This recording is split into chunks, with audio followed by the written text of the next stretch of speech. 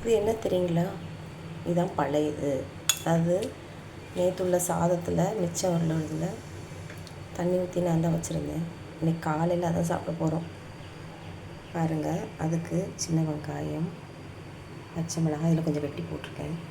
இது வேணும்னா தக்காளி தொக்கு, இது ஊறுகாய். இந்த வெயில் காலத்தில் இது நல்லா குளிர்ச்சியை கொடுக்கும் வயிற்றுக்கெல்லாம். நம்ம தினமும் இளநீ குடிக்க போகிறதில்ல. இது மாதிரி வாரத்துக்கு ஒரு 3 நாள் 4 நாள் தண்ணி ஊற்றி வச்சு, இல்லை மிச்சம் மாறப்போ தண்ணி வச்சு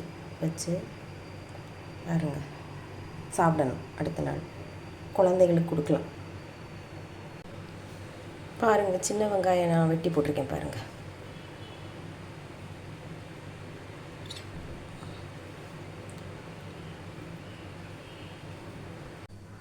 கொஞ்சம் தயிர் கூட சேர்த்துக்கலாம்.